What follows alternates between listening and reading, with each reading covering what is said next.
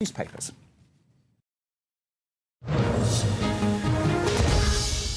And Nick Rushworth with us today with the international papers. Starting off really with that world exclusive, aren't you, from Le Figaro. Interview with Syrian President Bashar al-Assad, been picked up, of course, by a lot of the other newspapers as well. Hi to you, Stuart, and hi to everybody.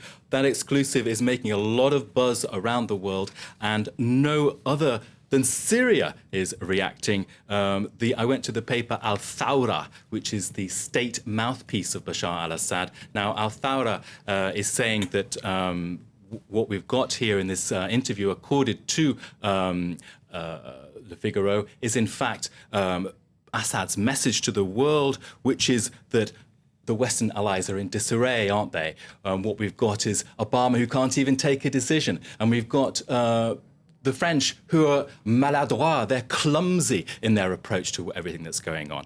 So the message there is that the Western allies, for Al-Thawra anyway, in Syria, is that the Western allies will confront each other as time goes by.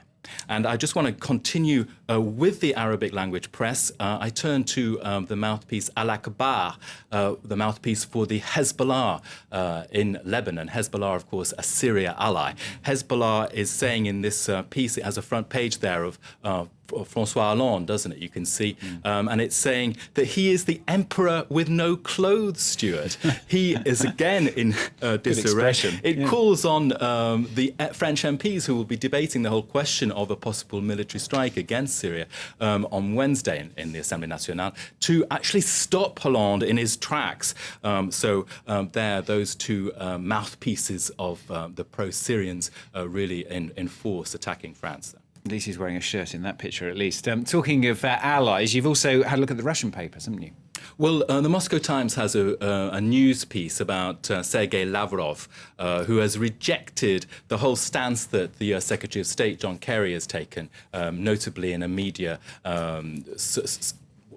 visits on Sunday to the American TV stations and press. Now, Lavrov says, well, Kerry is saying that we have not reacted to the evidence that Washington proposes. Yes, we have, and we find the evidence unconvincing, and you can see that in the headline there. Also, on that piece, we've got a photo right slap in the middle of it, which perhaps reflects some of the tensions we'll see at the G20 summit, which will be on Thursday and Friday, won't it, Stuart, this week? That man holding up a sign, and that is in St. Petersburg itself on Monday, the sign saying Barack Obama, a terrorist #1. So, of course, there we've got wrangling coming up, haven't we, about the whole Syria question, which is dragging on, isn't it, Stuart?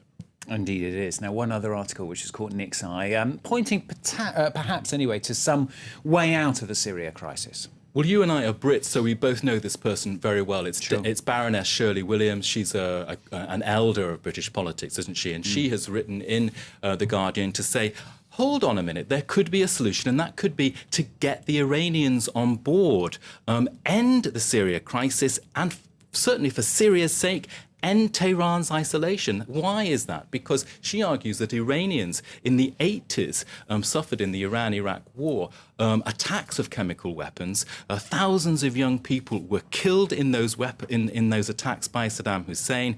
At the time, the West never condemned it, she says. If you bring the new government in Tehran into the fold, then there's a chance there of opening up a dialogue because there's a common shared experience. So the time, she argues, has come to test the resolve of the Iranians to take a constructive role in this crisis. And you've also seen a piece in Slate. This is about the Syria conflict being played out online. Well, this is to do with the Syrian Electronic Army. We often hear from James Creedon in Media Watch about the war online. And what's happened here is we've got a piece in Slate saying that has the Syrian Electronic Army hacked its way into Marines.com, which is the official website for the Marines? And we've got a letter addressed to Marines saying, hold on, the Syrian army should be your ally, not your enemy. You must fight against al-Qaeda, not for it. The Wall Street Journal has picked this up in its blog. There you can see pictures of the actual photos that have been placed onto the Wall Street Journal website. There you can see there. And we've got the messages, you can read them.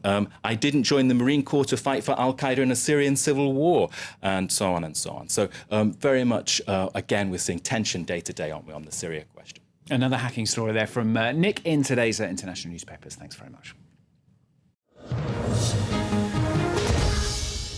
Stay with us here on France 24. Later on in Focus, we're going to be reporting on why the divide of luxury in Gibraltar against poverty in neighbouring Spain is kind of fuelling the spat between the two. Also, coming up for you in the next half hour, highlights of transfer day in football. Arsenal breaking their transfer record, £42.4 million they've paid for a player. All that coming up after the break here on France 24. Don't go away.